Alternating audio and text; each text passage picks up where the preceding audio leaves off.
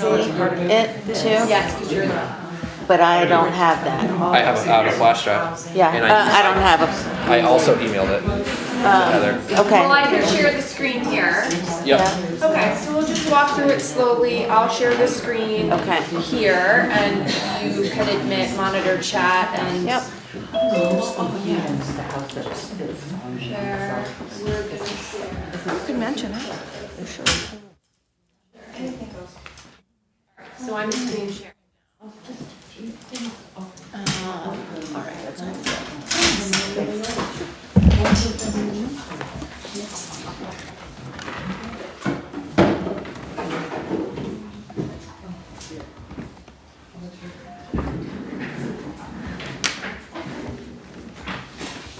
Anybody still need the sign-in sheet? No, it's over there, I think.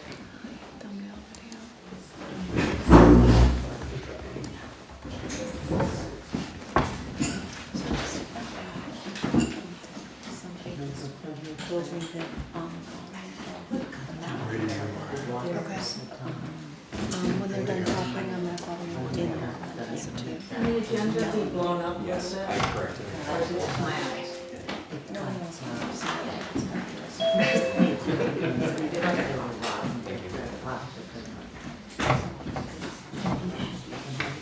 Do you need that enlarged? I think this is the biggest I can make it, but I think he's gonna walk. You're gonna walk through it. Okay, so let's officially call the meeting to order at 6 o'clock, and then I'll turn it over to Bruce for the intro. Yeah, I'm gonna unmute this and then we're ready. Hi, everyone online. We've officially called the meeting to order. Go ahead. Hi, welcome. I'm glad to see so many people here. It's wonderful. I'm Bruce Frauman. I'm a member of the Reimagine South Londonderry Task Force. And tonight I'm going to be doing double duty, for better or for worse. I'll be here as a member and able to answer questions or whatever, but I'm also being a GNet videographer. And we are streaming live, so if you have people out there that wanted to come and couldn't, and you're in touch with them by phone, you can let them know. We're on the GNet website, Facebook, and YouTube, all under GNet. And after the meeting's over, like tomorrow or sometime, it'll all be available on the GNet website, on Facebook, and on YouTube. So, getting on to it, this meeting is an opportunity to foster community collaboration as we strive to achieve several meaningful objectives for South Londonderry Village. Our goal tonight is to share the planning study aspirations and expected outcomes with you, the public, and whoever else is out there, hi. Your unique experiences, sense of history, and thoughts of what could be are invaluable to any design endeavors we all work out to undertake. Taylor Shula, is he? A landscape architect and the main point of contact between the town and Stevens and Associates. Engineers will review a map showing the project area we will be focusing on for the next 3 months, as well as other data. During this meeting, we will gain an understanding of the project area. As you can see, the maps are already out, with an emphasis on assets and constraints, and discuss potential uses that the community would like to see for South Londonderry on different lots. Potential site uses for the project will be narrowed down through voting at the end of this meeting, probably including the people online. We are at the beginning of the design stage only, and it's paid for by a $22,000 municipal planning grant awarded by the Vermont Department of Housing and Community Development. And there is a $2,636 matching grant for the town that's already been allowed for and accounted for in the budget. So that's all done.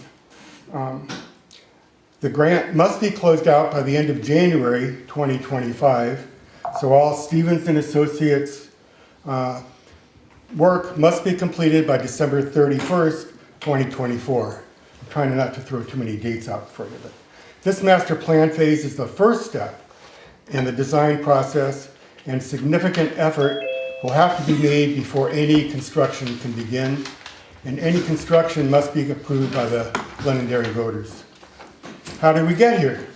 The Planning Commission, which you see largely before you, along with town officials and Stevens and Associates representatives, have been discussing the project since last September 2023. The Select Board accepted the scope of the work for the South Londonderry Village Master Plan, what they called it then, early last December.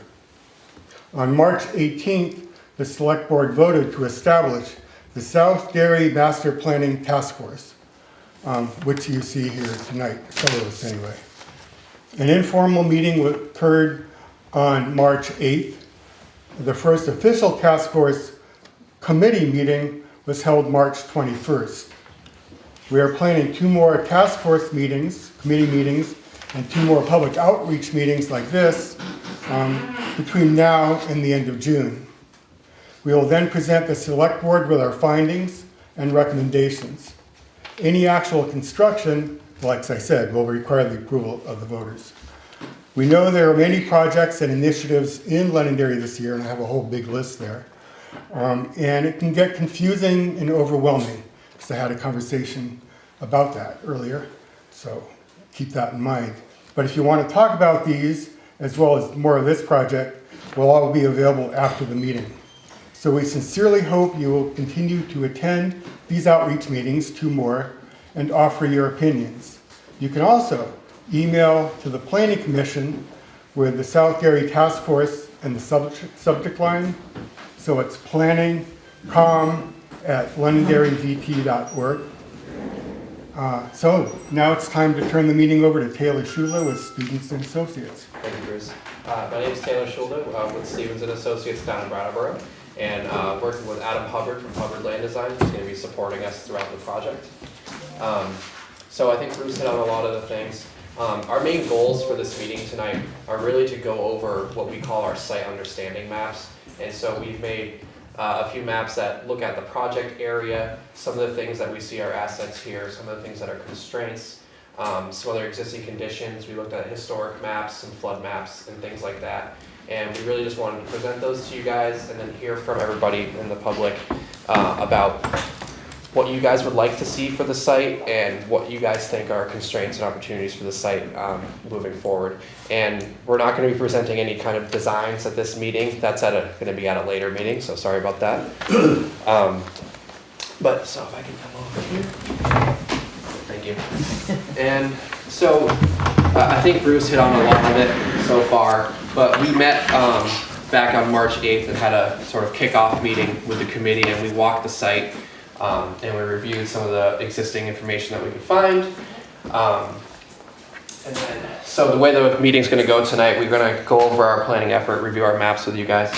And then after that, we'd like to hear from you all and tell us what you think of our maps. Did we miss anything? Is there stuff that you'd like to include or exclude? And then eventually vote on some kind of uses you guys would like to see for the South Londonderry project moving forward. And as Bruce mentioned earlier, this is really like the first step in kind of planning these things. It takes a lot more effort before any kind of construction or construction plans comes to fruition at this point. So, yeah, so if you don't mind going to the first slide. Is that the first one? Yep. So as you can see here and on that map, and I'm gonna, as we're flipping through these, I'll have Adam flip through those ones as well if they can see which one better. So the thick black dashed line here, so this is Route 100 coming down, and then the bridge here, Main Street, Route 100, and the thick black dashed line here is what we've identified as kind of our project boundary. So this is the area that we're going to be working within for the study. And then some of the things, it's hard to see here, and I apologize for that. One of the main things is a lot of topography coming down on both sides of the river, coming down to the river and then to the Main Street area. Here in the West River Street, both sides of the river are a lot of topography to work with. One of the things that limited us and that we saw during our site walk, especially was this corner here on Route 100. and trying to figure out what makes more of a walkable downtown. And so as you see, the project boundary kind of slows down here at the Crescent Street and cuts up. And a lot of that was due to that corner there on Route 100. And then to make these maps, we use a lot of online GIS information. So if you see something that doesn't look perfectly accurate, that's because we're using data that comes offline. Next one, please. Sorry, these are a little bit large files. So this is the same map that you just saw before, but with an aerial. And I believe this aerial is from 2022. So same thing as before, but with an aerial on it. If you want to go to the next one. And then this one, this is a historic aerial. So this was about 1962, this information was from. And two things I wanted to point out, which, apologize again, hard to see on the screen. The channel for the river was actually much wider back in this photography. And then there was a lot more open space, less trees and vegetation surrounding the town. As you can see up in this area, very open field condition. And then if you don't mind going back one. Once it loads, you can see a lot of the vegetation has really grown back in since that time in a relatively short period of time. And then one more. And this next map, this one is what we're calling a faded aerial. This is the one that you're going to be seeing as the base for our design concepts going forward in any kind of design work. And it's a combination of the first two, just with a bit of a filter on it to kind of screen the aerial underneath it a little bit.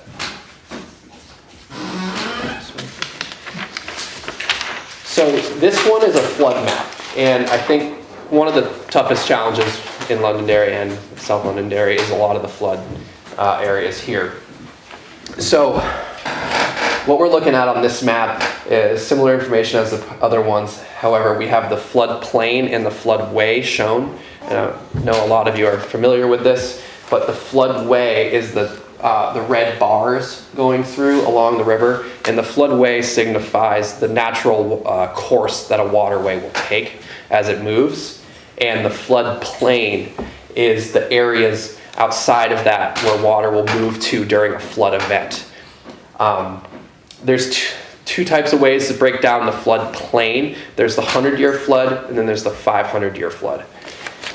Typically, when everyone talks about developing or doing substantial improvements to a building or something like that, they're talking about the 100-year floodplain, and you want to have, say a new building gets constructed, you want to go at least a foot or two, preferably above that base flood elevation, which would be the 100-year floodplain. And walking through the site here, you can kind of see in this area, this red here, coming up onto Winhall Hollow Road, onto West River Street, portions of it on Main Street here. That's the 100-year floodplain, and it's gonna have to take my word for it here. The 500-year comes up on portions on this, pieces of Winhall Hollow Road, and then down here on West River Street. And you're gonna notice that the swell is right after the bridge. And what the bridge does is almost acts like a dam a little bit. And so that's why the water is kind of swelling after the bridge there. And you're noticing more of that. So that's one of the big challenges that we've seen working through this is the flood and then the flood areas and the topography for the site. Actually, I don't mind going to the next one. And so once this loads, it'll make a little bit more sense. And so we're calling this one a walkability map. And this really helps define what makes a downtown or a village walkable. Typically, humans are willing to walk about a quarter mile between destinations, and that can depend on a lot of things like topography, obstacles in the way, routes to get there, things of that nature. But generally, this is kind of a good tool to help define what's in a town center or a village center. And then you can see the areas that are reached within the quarter mile, which are within here, and then if you go a little bit farther, within the half-mile radius. Yep. Did you pick the post office as the center for that? Yeah, we did. And what we did was when we walked the site, we felt that was the space that we kind of felt like the center down here. The bridge had a lot of traffic coming in and out. The four-way stop helped with that. But we felt that a little bit farther down that street was more of the center because it was a little bit more protected from a lot of the vehicles, things like that. It had a lot of businesses, or buildings up against the road. Yep. If I'm correct, I think I am, the map is significantly reduced from the red marked map that was on the town's website in the study. Specifically, about a third of our property is now in the map as opposed to 100%.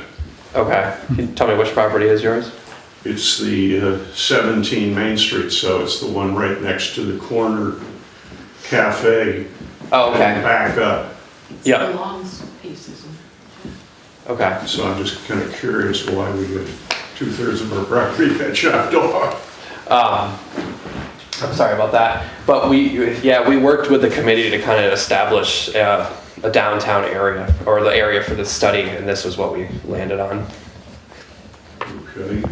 And so are you hoping that it gets more of it concluded? And sorry, I'll move my finger here. Are you talking in this parcel here? Yes. Okay. I think the big reason for that was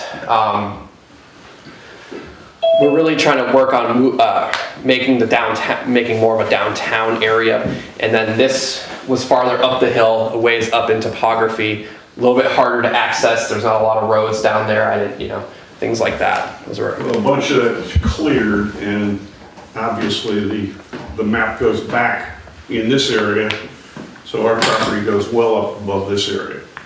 okay. So I would file an objection, I guess, to that, Okay. to the committee. Thank you.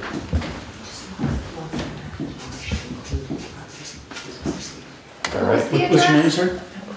Goodbody, Michael Goodbody. Can you also repeat? You want your property included in the project area? Is that what you're saying? Well, it is, Yes. it's just not the whole.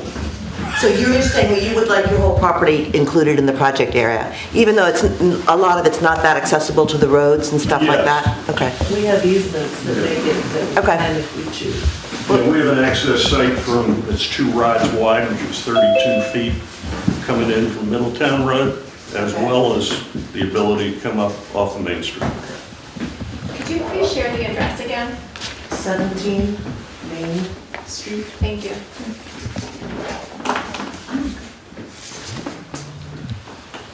All right, go to the next one.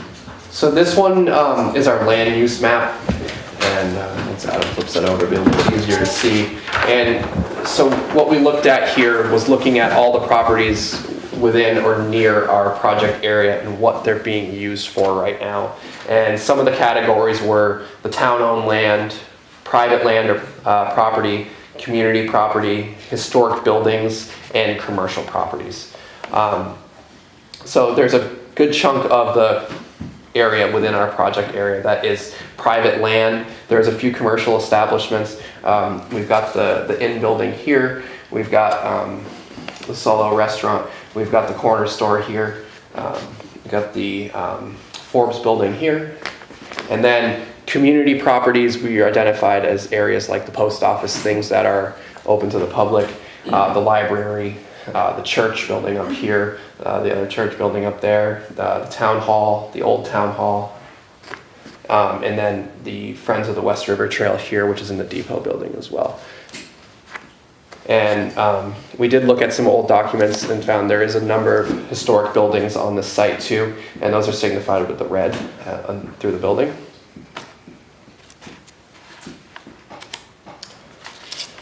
If you don't mind, go to the next one. So this is where we're kind of getting into our assets and constraints. So based on all the mapping that we did and then walking the site and working with the committee, we worked on 2 maps that we called, that are like the assets for the site and things that we see are a positive for the area. And I'll go through these 2 maps and then afterwards we'd like to hear from you guys. If we missed the mark there, if there were things that you'd like to include or things that you'd like to exclude. So one of the things that we saw as an asset and a constraint also was the West River, and same with the steep slopes. So the steep slopes could be seen as an asset because you're moving up in topography and getting buildings away out of the floodplain and the floodway. Crescent Street was an asset. There was a number of buildings up there, very walkable and not super steep. Main Street was an asset here. The post office building. We have the library here, the town hall building.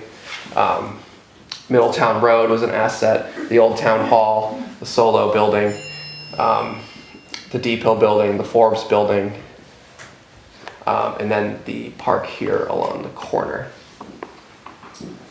Is there a reason the fire department's not there?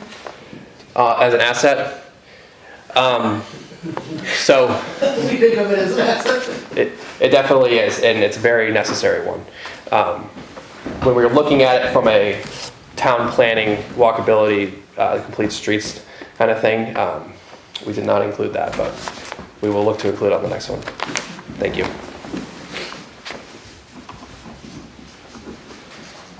If you want to go to the next one, please. And so this one was our constraints and concerns map. And one of the overlying things here was the floodway and the floodplain. So these two lines here you're going to see are called out as flood zone. The thinner one on each side is the 500-year floodplain, and the thicker one on the inner one is the 100-year floodplain there. We see Route 100 coming down as a constraint mainly because of the speeds and the volume of vehicles that follows it. And then number 9, we have some steep slopes coming in and out of town here, which are also a bit of a constraint in terms of walkability, designing complete roads and things like that down there, places with sidewalks.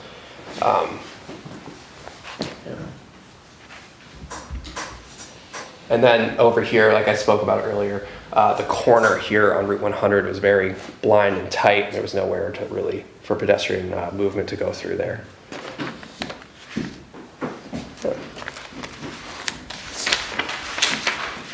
Go back one. So now we got to this point.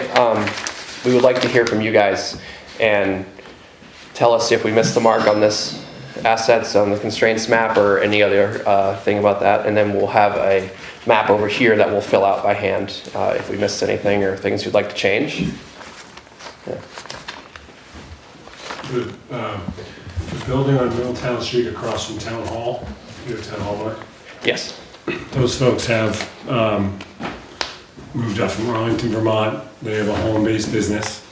It's a pottery business and other things. They've built a barn structure. Yep. So that's become village residential commercial. Okay. They're operating a business, have employees. They built a building for the business. The building houses their business. So it's directly across from Town Hall on your map? The old town hall? Right. Okay. Yeah. Yeah. And The so, only town hall. It's confusing. This is the town office, Okay. and that's the town hall. Yeah. I get confused all the time. So that's how I keep it straight. And then the other thing is you have a historic house that burned down and isn't there, so it's just the foundation. So you might want to show it as a historic site because of the foundation or whatever. right. And that's the one down here on this corner, correct? No, it's the other end. It's above the parsonage, above the community land, which Okay. is the parsonage for the Baptist church. Okay, so it's up here on Middletown then? Yeah, it's like the last house on the left on that map. Okay. Well, it's second to last. You have two little blocks next to each other. These two? Yeah, one's a house, one's a garage. The house is gone, the garage is there. Okay. So, if it, The Twitcher? the Twitcher property. Okay, thank you. If it, I mean, you know, if you're asking for that kind of detail. Yeah, anything helps. Okay. Yep, at this point.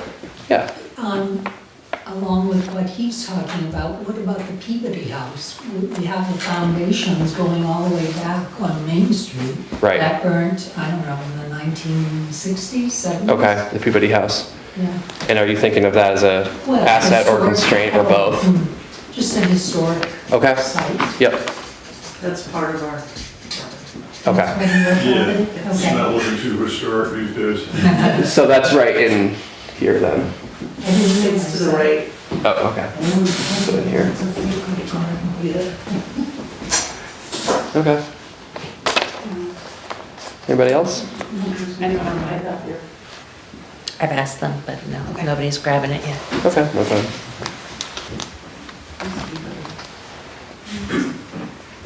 The Landon House is historical, right? Which one? Polishes, it's the Landon House. Okay. It used to be the corner store used to be Landon's. Okay, so we're actually going back a couple maps to get one of our, yeah, right here. Across the street. Right beside the corner. So this one right here? To the left, To the right left. beneath the church property. Oh, okay, this one, or that one? Yep, okay. Yeah, you can see on the map now, see that you have the pink square and just the outline square This one? up above that. Yeah, this Oh, guy right one there. more, One more. Oh, right there. Right there, yeah, that doesn't exist anymore. Okay. And then the one on with the across from the community building, Yep, where you have the big house yep. and the waterway goes through there. So between the waterway and the road, right there, they've built a building which is a commercial structure. Okay. Yes. You see, on this side of the river, the inn property, Yep. the original house, which comprises, part of it is 1826. Oh, wow. So I don't know if that matters, but, So the original part of it is? yeah. Okay, from 1826 to the inn building. Okay. We'll add that on there. So, I mean, I think before we vote and go into the voting, do you guys have any kind of general thoughts of like what you would like to see downtown here, or what you would like to see as a result as part of this study? And we're asking because this is going to inform a lot of our design decisions or things that we propose going forward. So really hearing from the public about what would make this place, better would be very beneficial to us. Yes, somebody, yeah. Before we do that, would you mind if we just had a refresher on what the objectives for this are? So I've heard a lot about walkable downtown. Yeah. Can you expand on that? Sure. So the objective here was to go over what was considered our site understanding I'm of the sorry, I site. don't mean for the meeting, I mean for the entire, like the task force, I think it was referred to. Right. So for the project itself, not tonight's. Sure. I think a big piece of this is working on slowing down vehicle speeds, creating a more walkable downtown, encouraging growth within the town through businesses, places that you can find that need housing, things like things like that. And then when you look at walkability too, it's going to encourage to bring more people in. I know you have the Magic Mountain ski area here. A lot of people come down Main Street to get there.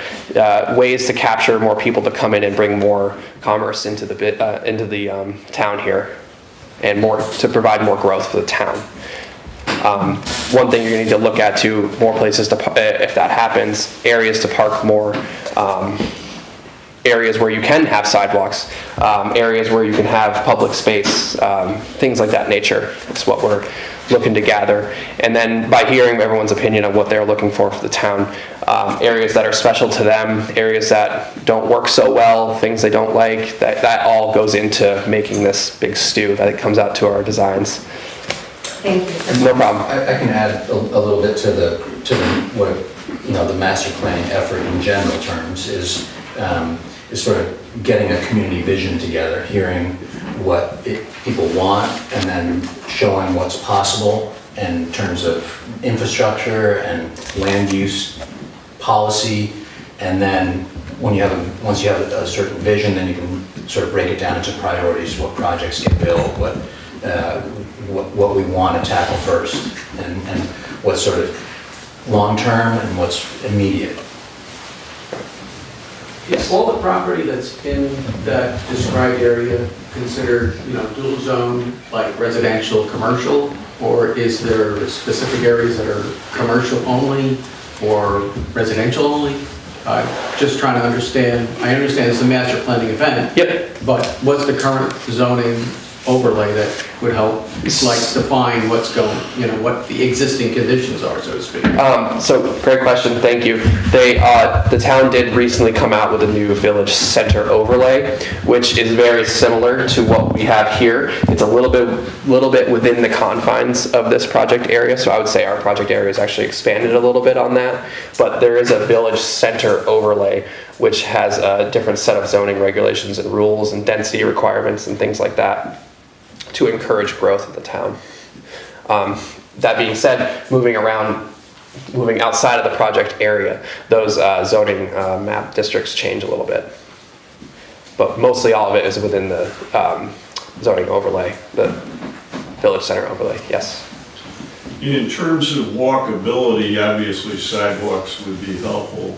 Just a comment about Main Street from the corner of Middletown and 100 up past, up to, Schoolhouse Road.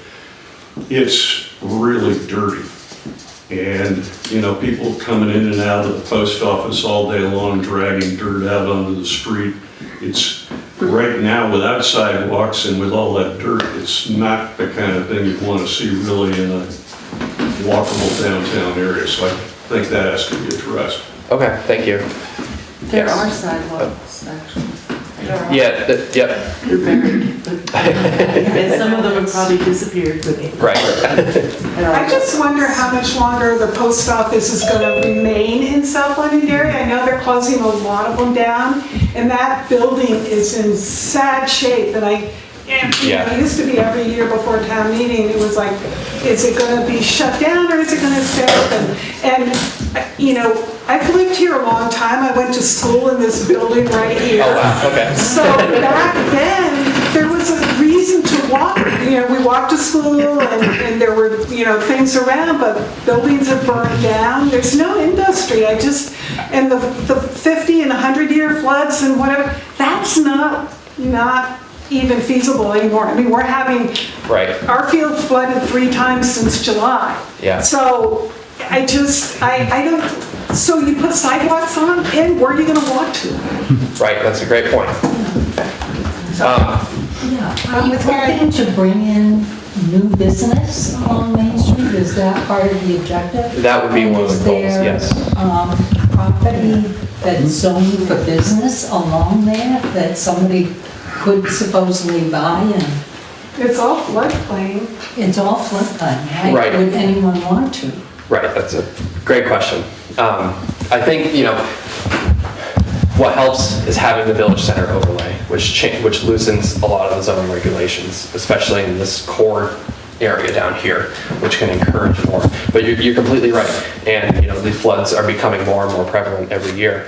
But I don't think that excludes a reason to try to work towards a plan that can work for the whole community as well, and give businesses a chance to have some say. They can come in, have a plan. And I mean, the big part of the master planning is coming up with essentially a roadmap for future design. And if you have one plan, that cohesive plan that all meshes together, you're not just picking and choosing little projects to do here and then completing one of them and thinking, oh, I wish I did this at the same time.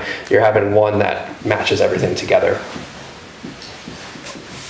I assume there are construction methods that you can use to create newer buildings that are above the level of the floodplain. Yep. Isn't half of Manhattan and Boston just trucked in dirt on top of swampland? Yeah, pretty much. A couple of seawalls thrown in? Right. Are we gonna get a seawall? Well, Maybe not I yet. can't imagine if we don't, how we're gonna fix. Yeah, I mean, it is true. There is a lot of construction methods. There's a lot of flood-proofing methods to make buildings flood-proof. Another technique is to raise it at least a foot or two above the base flood elevation, which here would be the 100-year floodplain. And so there is ways to do it. They are extensive, and then it depends what you come into, which is what you consider to be substantial development for a building as well. A lot of times you can come in, buy them and open businesses while you're in the floodplain, but if you do a certain amount of substantial improvements to that building, you're looking at making it flood-proof or raising it or something like that. Another option could be raising the road, other things around it, things like that. Yeah. Yep. The West River Trail is really an asset to the town. A lot of people really love walking on that every day. And Yep. to be able to walk across Route 100 safely, because there's a lot of trucks coming back and forth now, it's become very dangerous. And even the trail itself now is very loud because of the quarry that used to be Scott Howe's quarry that Hunter, I think, has now. But I'd love to see the quiet enjoyment of the trail again and safe access across Route 100, and then being able to safely walk across the bridge even in the wintertime, you know, to Main Street to go to the corner store and, you know, the post office. I've lived here almost 25 years, so I've been seeing a lot of changes. Yeah, absolutely. My kids used to not be able to get to the bus safely at the corner store, so we had to drive them from the inn to the corner store just because in the winter, the bridge was not safe. I took a bad fall on that bridge one year too, because there's drainage that you can't really see under the ice and went through. So I'd love to see safe crossing in those areas. Thank you. Yeah, are you saying that one of the considerations here is maybe raising the road in order and taking it out of the floodplain? I'm not saying that's what would work here. I was kind of saying that's a technique that some places have used to work with this. Here you're in it's a tricky situation because the road is so close to the river as well. And raising the grade there might act like more of a dam and cause more flooding upstream, but you know. There used to be, or is it Hunt's Tavern and Upracker? Thank you. Across the street along the river across the street from our house, from the bridge to the fire department. Yep. Used to be all buildings. Are you saying that that property is now going to be possibly developable as part of, downtown is what, 4 buildings long? Yeah, it's short and sweet. Yeah. So 2 of those buildings were across the street on the river, but I was under the impression that. Right. You know, I think a lot of Vermont towns are going through this, and the buzzword is flood resiliency, you know, and trying to accommodate floodwaters and move buildings. When buildings get swept away or substantially damaged and it's uneconomical to rebuild them, it would be nice to have other properties set back or up, as Taylor said about the elevation, you know, if you could move back and up and develop on those properties, and then the river corridor becomes more open space. So that's what a lot of villages are going through these days. Well, raising grade on the northeast side of Main Street / Thompsonburg, you know, would probably be fantastic. As you know, the area around the post office is like a swimming pool for probably half the year, and so that needs to be raised up. We have water coming off of our property. It comes through the, you know, Alter to Lima property, crosses our property, goes underground, has several little spots it goes through a dam, and then eventually down into a stream that runs behind the post office and into you know, a pipe that takes it under the road and over to the river. But there's significant amounts of water coming off our property. That's sort of coming down and crosses over to the post office here somewhere? It's behind, it comes in behind the post office. All areas, it's not just one area. Yeah. There's several creeks where you would swim. But the stream comes down through your property and is part of the. Everything's underground on the upper part of our property, and although the property's still fairly wet in certain areas, most of the water goes into a pond in the center part of our rear yard, and then goes from there to an exit pipe that drops it down through various levels and to the area back behind the post office. Does that contribute to the ponding at the post office? Doesn't it go over the No, I can't say that it does because there's an actual stream behind that property. You can watch that water. I mean, if you walk back there right now, you'll see it. Yeah. But let's just forget the natural waterways. The snow melt alone is enough in all over town. Yeah. to create ugliness, The runoff from it. especially in a dirt parking lot. Yeah, yeah, right.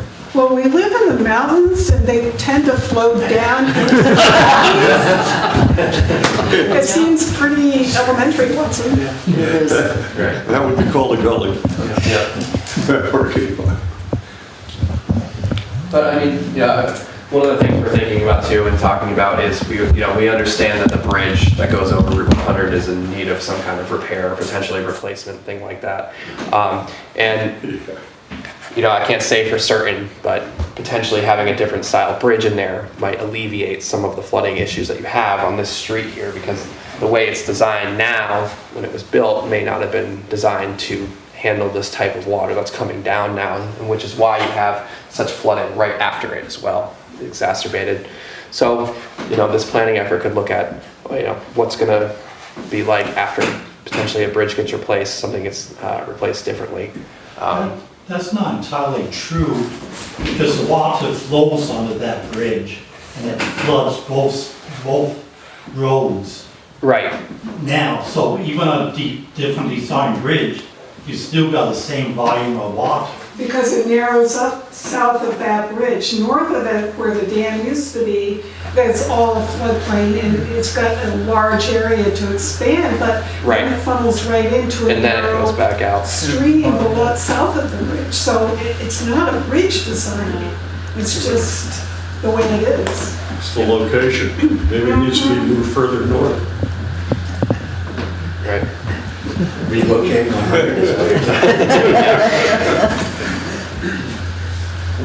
Is there anything else? Anything else you guys would like to see in the town, like that we could consider in our efforts moving forward here?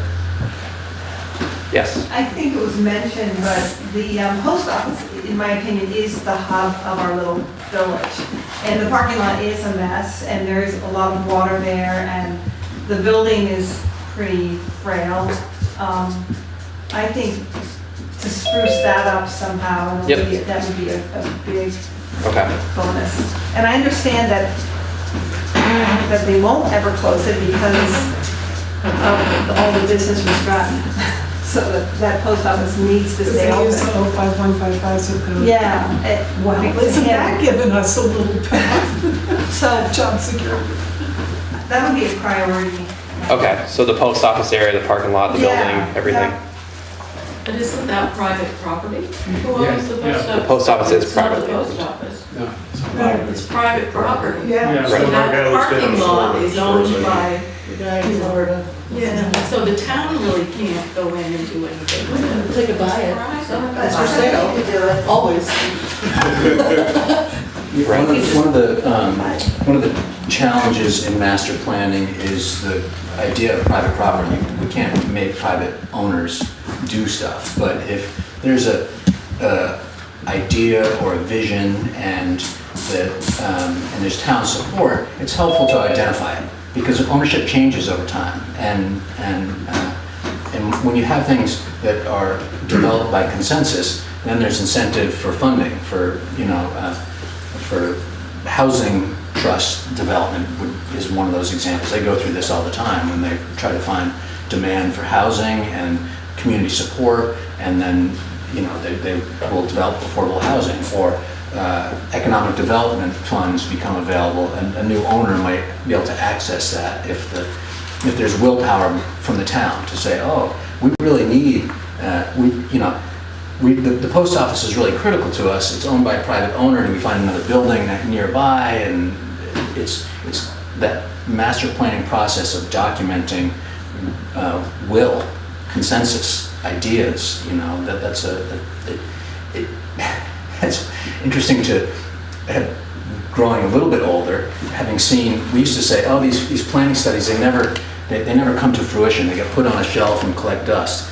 I've now seen it a number of times where we've done a planning study and we thought, boy, is this ever going to get built? This seems pie in the sky. And then something comes along that we didn't foresee, and they're like, oh, we have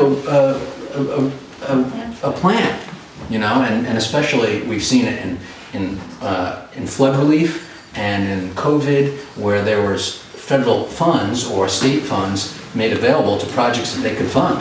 You know, and once you've been through the process and have something that they can say, yes, we'll study that more, we'll develop that more, we'll build it, that is really helpful. And that's kind of part of this like visioning process, is to get these ideas down and to say, no, that won't work, or yes, that will work. And if it's documented and articulated and envisioned, drawn, sometimes it takes flight.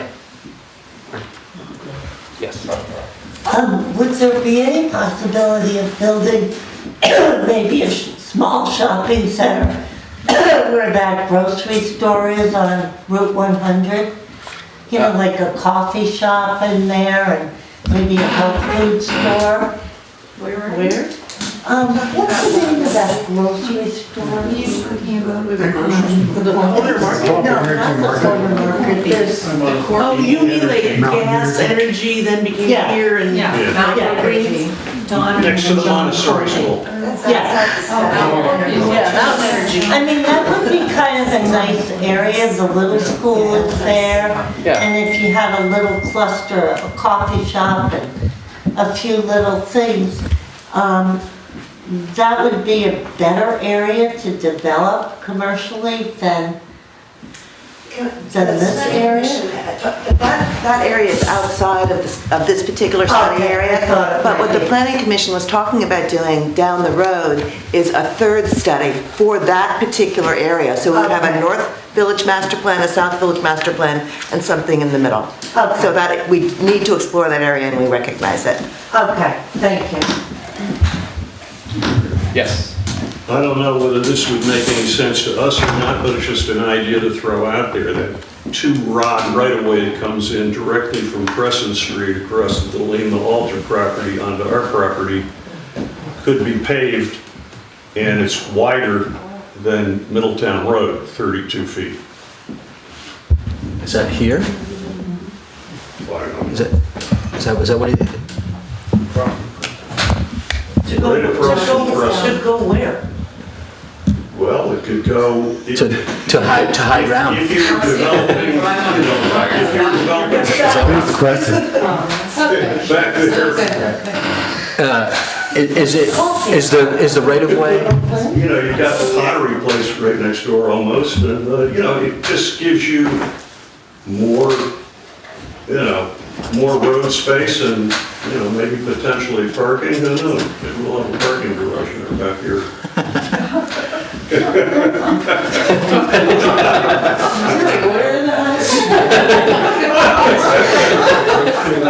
A little multi-layered, multi-level parking garage.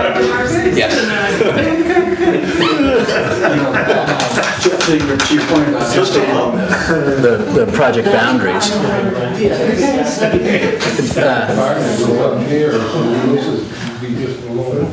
Well, it can't be below it because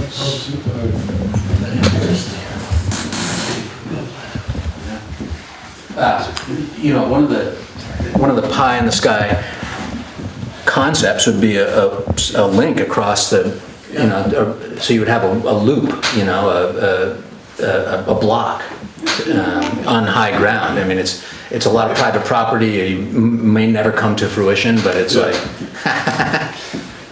okay.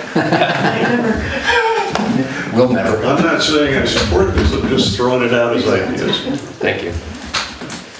Yeah, I think one of the most obvious things would be to do something with the property that is the Melody property going up from Middletown Road, 100. If you take the other side of the road from no, not Melody Road, Middletown Road from Route 100 by the corner store. If you go up, the property is on the left-hand side there. Even farther down to the road, there's a house that basically is bowing out into Middletown Road. That probably is a tear down. Oh, Earl's? It's right at the corner of Crescent Street. Yeah. Right. Both those properties are Melody property. Yeah, now, there's private ownership issues and this, that, and the other thing. But those are, if you think about eyesores in South Londonderry. Right. But maybe those property owners would work with you and maybe they'd be grateful. I suspect that and I don't know, but there are other people here who probably do know, that probably those properties are looking to be sold off away from their family. Right. There's been some unfortunate deaths in the family. And, you know, that's kind of what we're hoping to do here at this level, is identify areas that the public thinks could be redeveloped, could be something different, could be purchased down the road, repurposed, or, you know, things like that. So we appreciate all the suggestions. Do you have the, I don't know, 1700s, 1800s plans of, I mean, there are so many pieces of our collective plumbing that goes under the road or the waters in the back. Swinburne's have one, we all have them.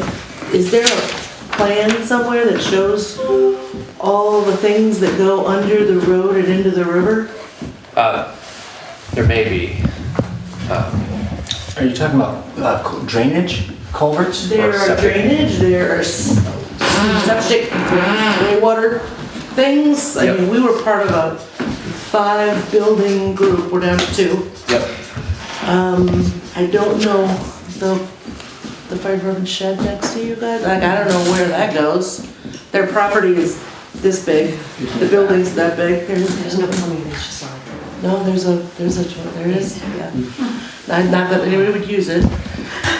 A lot of properties on the northeast side of Main Street / Thompsonburg have pipes in their basement that run under the road into the river, so that when water comes down the hill, comes into our stone foundation, runs across the basement, so, you know, just water, melt, whatever it is, hot, heavy rains, comes in and it goes over to the river. We don't generally flood. We get flooded by the water backing in when the river rises. Okay. So we don't really, the water never comes up and over the road. Yep. It comes under and in. Through the pipes? Yes. Interesting. So I'm just saying, this hinky stuff, there was a plan, a brilliant plan, hundreds of years ago, and it's worked for hundreds of years. But I'm just wondering, does anybody know where this stuff is? I don't personally. Well, when you go to fix or install, isn't that necessary? Yeah. Yeah, call before you dig. Right. So, you know, we're very zoomed out kind of at this master plan right now. If down the road something like this came to fruition, to say even construction drawing levels, there would be a very heavy topographic and utility survey, boundary surveys, things of that nature done before any kind of, you know, pen really hits the paper for a construction document, which would identify all these. The fire department gets flooded, is that true? And a river runs through it, we just open the door. And there's real value in the fire department. Has the fire department thought about other locations in the village? A very wise and brilliant question that is a hornet's nest from things before my time. You want to answer that one? Now the 10 Come on. There you go. We have 2 fire departments in the town of Londonderry, and 2 separate buildings, and they're both restricted. They're both restricted? No real sewer, septic, water Yeah. on each of them. Well, that's because they took themselves off the system. Ours did. I don't know if there's, but, and they have it tanked in or have disgusting. That's a common strategy when there's no septic leach field opportunity. Just have a holding tank. But it's also a commercial building that is the only thing we've got. Pardon? It's the only thing we've got, so. Yeah, there's probably a better place for it, and, you know, something like Chester has with, you know, all of the. Well, I think the fire, Police, one fire time was the department. Proudy property would be a nice unified fire department building for both and combine the 2 departments, but I don't know if that'll ever happen. But And you can tell me to shut up. Why wouldn't we just put one next to you guys so we're actually all together-ish? I don't think there's To the enough, rest of Scott, there's not no. enough land there, Darcy. we got our mound system. Oh, okay. Everyone. Sharon, did you? Go ahead, Bob.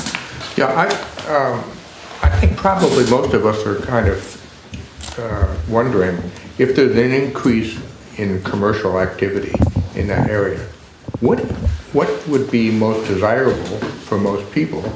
In which case, maybe a survey that you send around to residents would be helpful. Yep. Secondly, if there is commercial activity, increased commercial activity, where would that go? I mean, I don't know what is zoned commercial versus residential. Right. But, you know, maybe if there's some planning that gets done, you could be speculating where the most appropriate places for that kind of activity might be. Yep, thank you. Having changed the zoning laws down here, having that village center designation does allow for a lot more flexibility within the zoning code as well. So you can have the mix of different kind of business types, commercial, residential, things like that. I could imagine a number of residents would say, you know what, we don't want any more commercial activity. Yeah. Just spruce up what you have, you know, the post office and the corner market, and put some nice sidewalks in so people don't get killed when they walk out of their Right. houses. Yeah, right. Choke the lanes down, make them go a little slower and add some elevation on the sidewalk. Yeah. Just for clarity, all the land within the dotted line is mixed-use commercial zone at this time. Sorry, can you repeat that question for me? All of the land and all the properties, the buildings within the dotted line for this study are mixed-use commercial now, and if not, will be with the new zoning bylaws when they are approved and made real.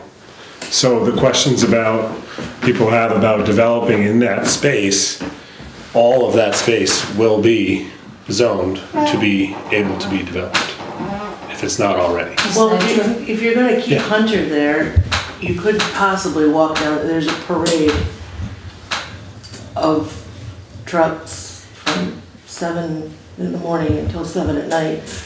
I can't imagine while the dirt and gravel falls off the half uncovered trucks that anybody's gonna wanna walk or talk or breathe. Okay. So I don't see really, And they're at the top of the hill up here, right? They're down the river. they're down They're along the both, river. both. Both, okay. She's Oh. referring to the gravel pit. Gotcha. Not their, Yep. their base. Okay, so they're traveling down the street quite frequently, is what you're saying? well, I mean, the town has to decide who it's gonna, Right. direction it's gonna go in, and if you're gonna support Hunter, which is fine, then I don't see how any of this stuff comes to fruition. Okay, Your dog will be dead in 3 seconds. yeah, okay, thank you. Lots of truck traffic on Main Street. Oh, it's Morning and quadruple, like, I mean, Right. 70 a It goes by day. the house all day Yeah. long, just hearing The Jake fly breaks. down, and the brakes and the sound of everything, it's so loud. But that's growth, people. It is, there's no development without trucks and Right. equipment. It doesn't fall out of the sky. It just doesn't feel like a safe village to live anymore. It feels kind of like this, you know, so we get in the car and drive away every day, go somewhere just to walk and have peace. But you have a state highway that goes through South Londonderry and another one in Londonderry. They are corridors for traffic. Sadly, yes, they do need to be slowed down. But other than that, you can't prevent them or you've killed everything. Well, there's happy mediums. You don't There have to is, but kill slow it. them down. Well, Just slow them down. They didn't used to be able to, first of all, nobody polices it, so as many go by as they want. Well, and that's another issue. So, you know. but I mean, if you're going to if you buy a home in the historical, quiet little town of whatever, and then 25 years later, you have a gravel pit or two that have been purchased and changed hands and turned into a massive, Right. or up above you, it's not 10, 20 trucks, it's 200 easily. it changes the flavor of your, that's why Dorset does what it does. That's why Woodstock does what it does. And again, I'm just saying, neither is right or wrong, but you gotta make a choice. You can't have lovely little downtown South Londonderry in the middle of Hunter's Thoroughfare. You gotta pick one or the other. But how long has the gravel pit been there? But Howe didn't do that, that's what I'm saying. There is a happy medium, and we had it, Yeah. and it's gone. So what were the restrictions on how that aren't done? He was allowed fewer trips. Why did that change? They bought both the gravel pits, and They went to the Act 250 Commission, and they asked for more. and they gave them pretty much everything they wanted. That also included, not our select board, but our development, the DRB of Londonderry. Correct. The DRB. And it's got more trucks that are uncovered, bigger trucks. A fleet of trucks is different than Scott's 3 trucks that he had to go and drive. But there's 10, 20 drivers and trucks all at once going back and forth. He had what, 3? It was just different. The flavor of it was different. It's like the corner store versus a Shaw's. The current plans down at the gravel pit are to dig down 100 feet, and then they'll pretty much finish down there, and they'll turn it over to the town, and it'll be just like the quarry over in Dorset. It's in the floodplain anyway. When they hold the water back at the dam at Ball Mountain, it's underwater. Right up the roads.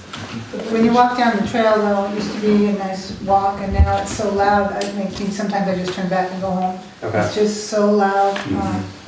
And just so I understand too, this is the main, they're coming down 100 and taking the right down Main Street down to the quarry, correct? Okay. All right, good. Well, the area is becoming more suburban.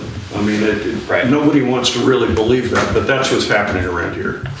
It's turning suburban. It doesn't have the rural character it had 10 or 20 years ago. Right. And more people keep moving in. Yeah. So, who knows? Right, and then also the big difference is like the Hunter operation borders on light industry. And so when you're talking about this plan is about small business and local families and people's expanding business, or having a duplex or a triplex apartment building, or trying to create mixed uses and housing and things like that. 70% of businesses in Vermont, the Register of Secretary of State, are 1 and 2 person owned. And so can you create a place that, can support and work with the majority of the businesses in Vermont that are family owned and small and 1 or 2 or 3 people, and how can they expand and where can they move to?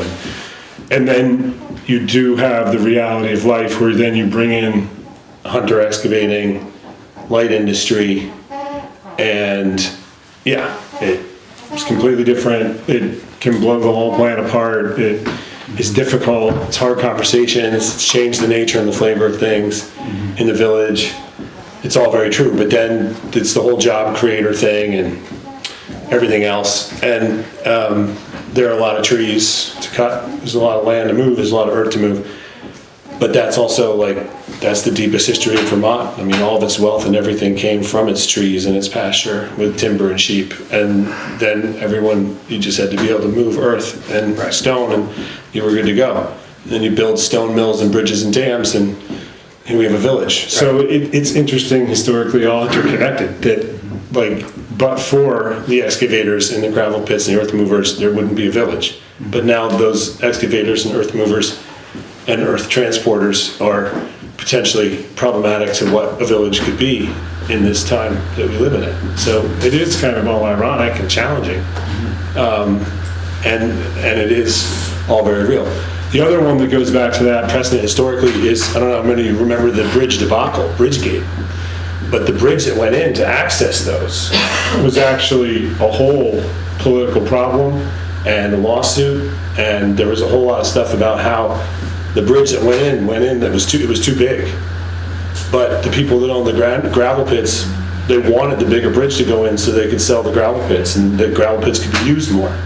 So when the town replaced the bridge that goes down that road to those gravel pits, it made a choice to put in a bridge that can handle what's happening now.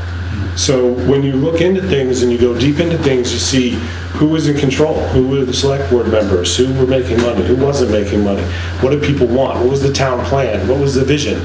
And when they were doing that bridge, they didn't have a town plan and a vision and a master plan like this.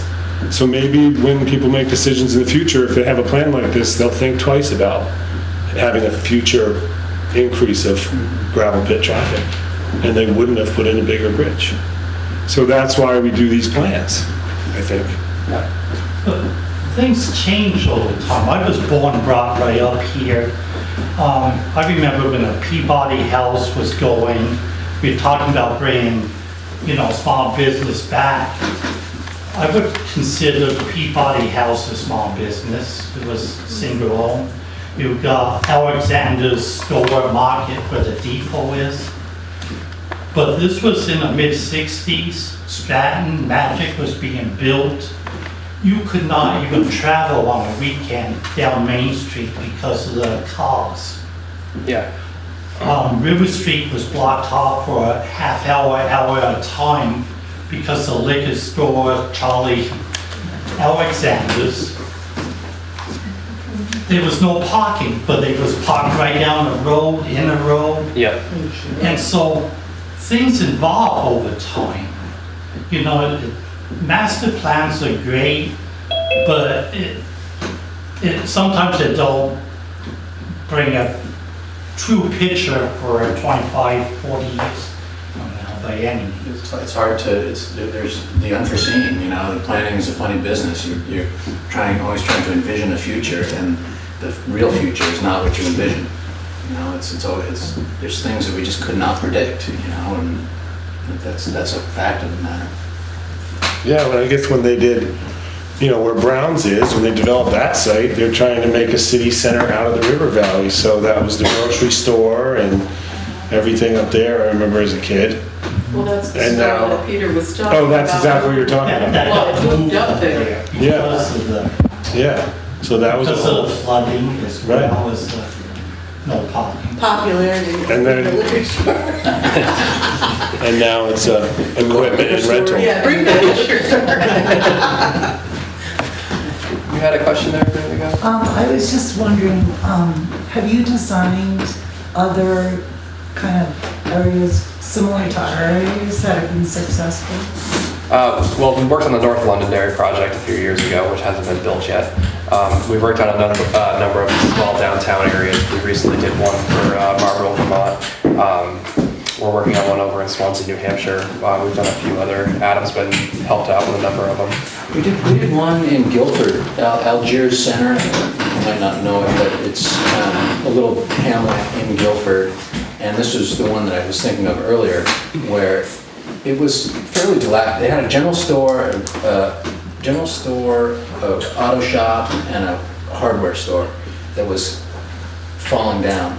And the Housing Trust commissioned a master plan, and we did a build-out analysis. How many residents could it take? How many, how many buildings could you put in there, and what would be the effect? And when we were doing it, I was thinking, this is small town Vermont. You're not going to put 25 units on this parcel, and lo and behold, it came to fruition. There's been a bunch of redevelopment. The store got redeveloped, renovated. And they have Route 5 running through with lots of truck traffic, and they've added sidewalks, added more residents. I think there's probably 25 residential units there where there was 6. And so there's more people, and... Is any of it multifamily, or is it all? There's both, mostly multifamily, but it kind of snowballs. Once there's investment, then the chiropractor moved in next door, and then the community center got a grant, and the people started going to the community center more, and it's been effective. It really worked, actually. Would it be good for like the committee or town people to go visit these areas so that we could kind of envision how South Londonderry might look?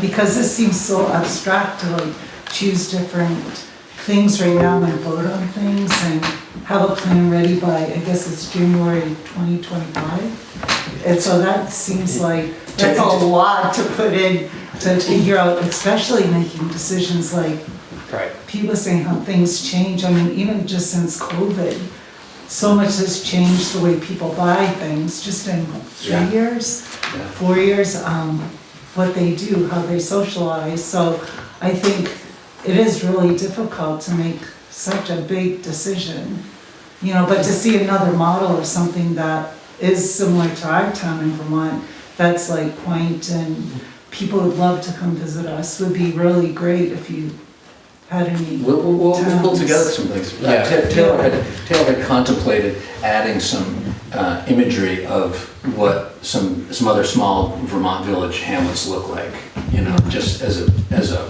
infrastructure, architecture kind of modeling. But the idea of pulling together some master plans is a good. Yeah, that's a great one. Thank you. Yeah. I think if there was a vision of small businesses, as we've been talking about, whether it's a small fish market or an ice cream store or another pharmacy, I mean, it's sort of like build it and they will come. I mean, it's like you want it to happen all at once.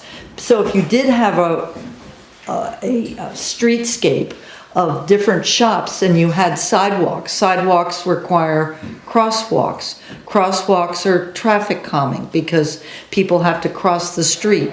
And then these trucks have to slow down and they create sort of connectivity within a town and somebody getting from one end to the other. And I mean, we recently got wastewater in the South Londonderry. So we have more historic buildings in South Londonderry, I think, than exist in North Derry. And I just think it's a little gem that's just waiting to evolve and to create another life for itself. How many places are vacant in the shopping center of Londonderry? I mean, that's the hub. Maybe one, if any. Maybe one. The auto parts store, the auto parts store just opened up in. I'm sorry, that one in where the farmers. Yeah, well, The ski shop is leaving in the I remember there was the movie theater. There's a lot of stuff down there. Another Woody's Cracker Barrel. Yeah. Well, I think, too, it'd be nice if it was like, you know, if there was a place, like we could also simplify, like, where could there be access to the river? Right. You know, I grew up, I mean, I didn't grow up, I lived there a long time. My daughter grew up the hill, and, you know, she visits people and never really rides bikes. And it's like, how do you not really know how to ride a bike? You live in Vermont. I'm like, no, not when you live on Middletown Road in South Londonderry, you don't learn how to ride a bike.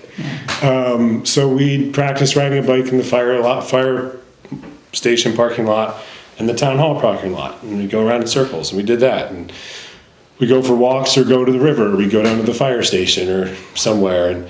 But it was like, it was just such a drag raising a daughter here in this village, and she couldn't walk or ride a bike to her friends, and couldn't get to the river. I just wanna- You had to get in a car and go somewhere. Yeah. And so for me, that was my choice. We could have just let our kid go out there. I mean, plenty of kids, her friends would come bombing down the hill on their skateboards. I'm like, okay, good luck. But, you know, even if you just take this whole thing down a notch and you just think about, are there some spots where we can have a wider shoulder, where we can have access to the river, where, you know, it's just a little bit, you know, maybe we don't always have to drive our car everywhere, or maybe we do slow down a little and walk a little, or You know, West whatever. River Trail has taken that spot. I mean, that's a great place to walk, bike, wherever. Yes, and we do go there That's in often. the village. Yeah, we do go there often. I just want to bring in the online people. Cliff Online is talking about that, although there's been lots of talk about flood mitigation, but in this region, the river is the area's greatest natural asset. It's stunning, and simply having some nicer walking paths connecting the project to the old train station and library could be an improvement. So playing off of what you're saying, Emmett. And then if there's actually an appetite for it, New Hampshire's Conway area has turned their Pemmy River into a warm weather destination with rafting, tubing tours. And then we'd need to have a better sense of the flow of the West River and what that can handle. But that's something that's happened regardless of commercial development here. People are using it that way. So there you go. And Patty's acknowledging too that the West River Trail is an asset, as we've mentioned before. So far that's our online comments. All right. Yeah, we got 2 I questions. think if this becomes a more economically active area, just having parking that's actually paved would bring people here from the mountain marketplace, which is, you know, you take your car in that parking lot, a lot of times you're driving into, you know, foot-deep potholes. Yeah, and right. I'm not exaggerating. Okay. And Those are the little ones. yeah. So, you know, I don't know, you know, which places need, you know, paving, but obviously the post office cries out for paving. Right. To get rid of the water problem and all the mud that, you know, gets tracked all over the neighborhood. Yep, thank you. Sharon? I just want to mention streetlights. I thought maybe this would come up earlier, but in a village that might get more walkable, but do the people who live there or are thinking about this, I think we should get some cute. I think we have Streetlights. Streetlights. South Londonderry has a larger fund than North Derry, but yeah, that's in the budget every year. Yeah. Whether the bulbs work, I mean, I don't know, I don't live in town, so. I do, there's streetlights across the river for me on my road, there's, Are there out there? Right in front of our house. No, lucky you. I would say, you know, playing on the gentleman in front of me about parking, yeah, if you're gonna do anything to encourage so much development, you've gotta have some kind of parking along, you know, maybe tie it in with a walkway along the river or access across the river over to the West River Trail. You know, that area where the current fire department is, which probably should be moved, but if it was, then that whole area could be, you know, created as some kind of form of either inline or parallel parking so that people would have a better place to park than in the potholes of. Right, exactly, and then kind of having that parking along the street makes a space on the side too where people can walk and things like that, be out of the way of the traffic. Is there an area where you can get down to the river? No. Down by the gravel pit. Okay, so that's the only access to the river here? Well, Across the river. You got big field and a swimming. at your risk. On the Right. side of the Not bridge. far above. Okay. At the Getty station, there's a little. If you go down further, It's not on this map? Yeah. Right, okay. The small park property. Say the name again? To the right intersection, could there be something done there to encourage access down? Yeah, but if you put in a stairway. well, most towns, like a river, it's an old foundation. Either, I don't know, dock, Yeah, that would probably you can't have a boat in this water. Right. There's very little water in it most of the summer. And I guess that has to do with the dam you know, whoever's in charge of that world. But little kids, or, you know, if you'd like to have a picnic down there and just sit on a rock and get. Do you get a lot of fly fishermen and people like that in this river, in this section? No? There's no fish. Okay. What's called the septic that went into it back in the 60s and 70s. But I don't know if it's come back as a healthy river or not. I've been told that this part of the river, especially because of the rapids and everything else, is all like scoured out. It's not really so good for fishing. Okay. So. There's little minnows down there. So. There is access on the other side of the river, but it's all private. Like, we had steps built down to the river. Right. It changes after every flood, what it looks like down there, but. Right. So some people have stopped and gone down there, they asked permission. Yeah, absolutely. Yeah, off the West River Trail, you can get right down. Okay. And there's Yeah, that's true, pools too. there. And Well, and the campground, the West River Yeah. leads to the campground, and that's great. And I think even having spots where you could get closer to the river and stand, look overview kind of thing, spots to sit would be nice too. Things to consider. Anybody else have any other questions? We had kind of scheduled to do a little bit of voting on some land use things here, but we're running a little thin on time because I think we had a good discussion here going on. Anything, should we? I would say put them out. We just have some images that you could put. Yeah, absolutely. Give you some dots on there. Is this the last item in the? Yes. So it'd be guest choice if they want to take the time to add a dot to a use that they like. So we prepared a kind of a board that has a bunch of different uses on it. Some things you guys might think are ridiculous for this area that don't work, some that you might like to see. And what we'd like to do, if everyone's willing, is to use some plastic paper dots to vote for your favorite one or ones that you don't like, leave blank. Folks online can put it in the chat. Yep. How many votes do they get? So, one, that's their main, if they can only have one, then the orange dot, and then 5 of the greens. Or 4. And you have the dots? Yes. Ripping out the dots.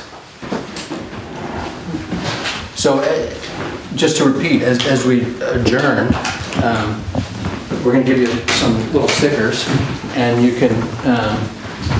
There's one thing on this list, and you can see it's like bike-friendly streetscape, pocket park, bike shop, music. If there's something that you really want to see in your village, stick a dot on it. Taylor has the green ones are just ones you like. And if we don't see it there, can we write it in the margin? You can write it or tell me. Write it on there, okay. So there's Would you vote for on there? there's a bit of a clarifying question online, Yes. Okay, so I'm just gonna hand out a bunch of these to everybody. which is how will this improved infrastructure impact taxes? And is the town prepared to clear snow from sidewalks, things like that? I'm gonna write that down. Okay, so Yeah, we will put a Tally these all up at the end. on the use if you really think about it. We should have. But the orange. Seems to understand we can't get through is because of the tax question. If we don't attract businesses and we don't have a business tax.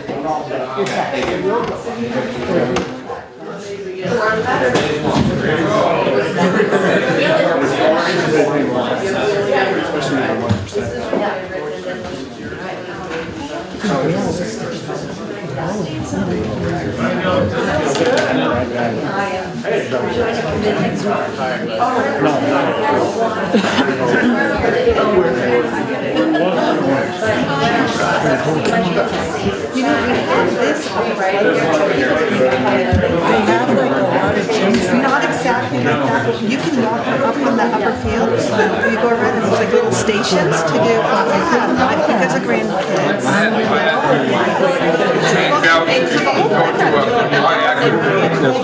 Completely open on top. My hips won't allow me to get in and out.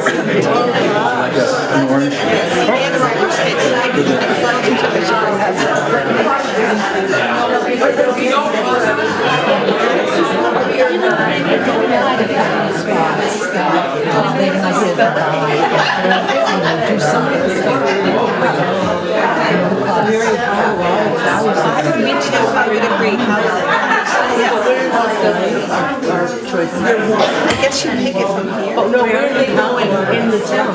Well, I thought the Melody properties was a very good house. It goes from Route 11, 100, all the way up to Solon. That whole strip, right? And it's above the floodplain, so you're saying that could be whatever the Or it could be housing. It could be housing. housing. I mean, that's all you hear We already have a lot. Yeah, that's how I feel. A lot like this. There's places around. also Memorial Park. Memorial Park.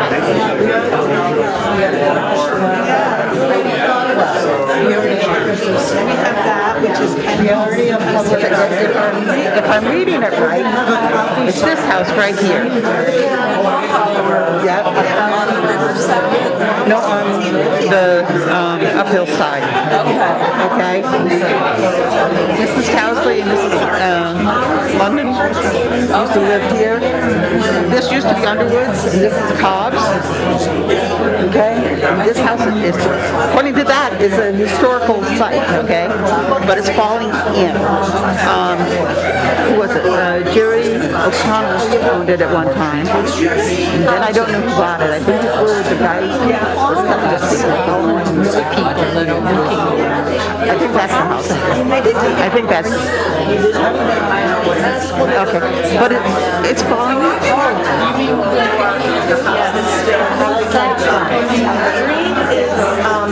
green is your other choice. How much you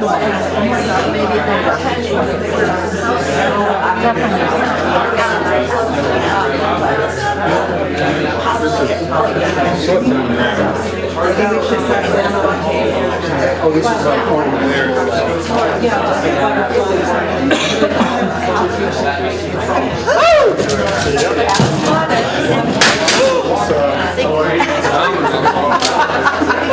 It's time to break up the party.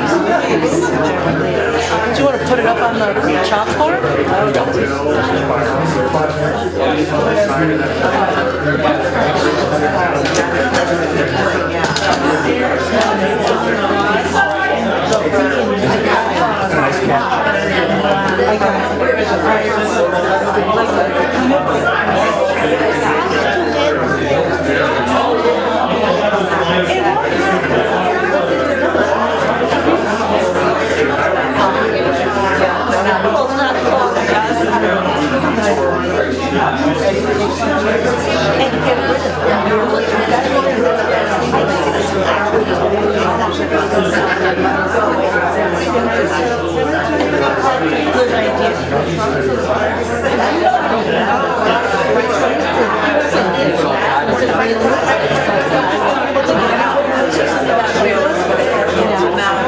What's the vision? No, it's possible. I mean, he's even. I mean, I just came back from vacation and viewed it. And the vision was just created. Very good. So, like with Suzanne House in Peru Village, right next to the post office, where she creates things and has classes and kids and people come and make fairy gardens. You just make some artistic work. Hi there. Hey, how are you? Good, how you doing? You got your favorite wine? The orange is the favorite, right? Oh, housing.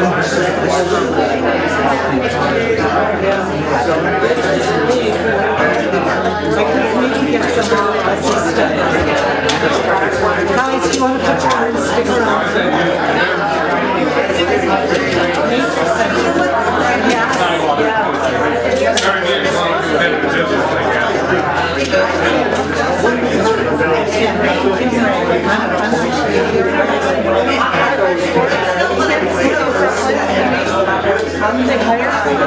No, of course,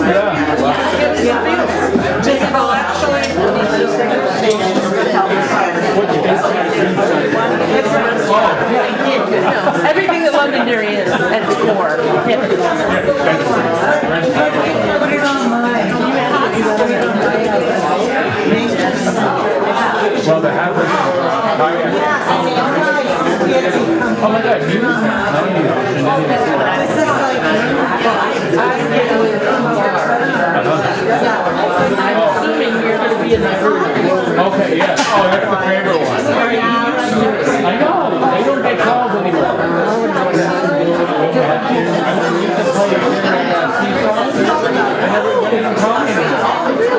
I said, always come back to me.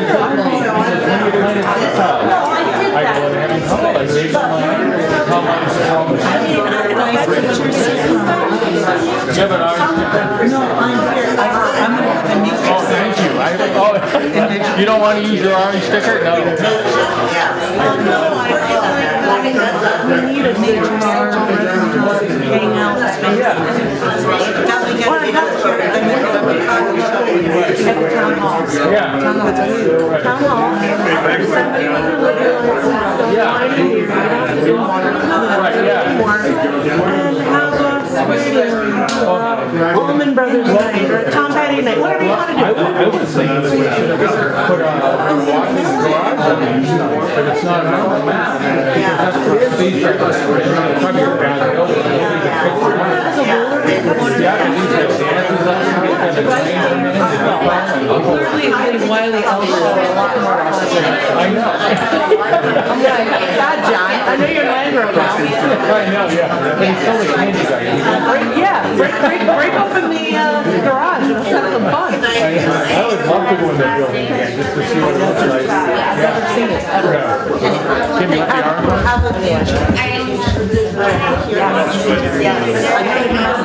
Do one more.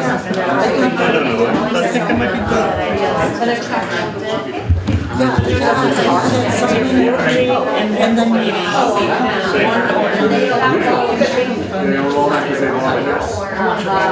And then we could have Would the Melody property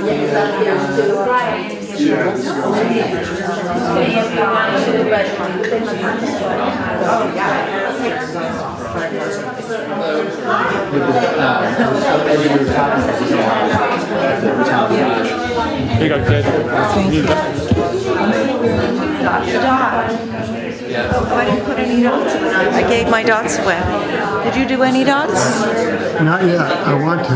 I don't feel like I qualify because I'm in the North They Village. give it to everybody. I mean, we're all part of the town, so.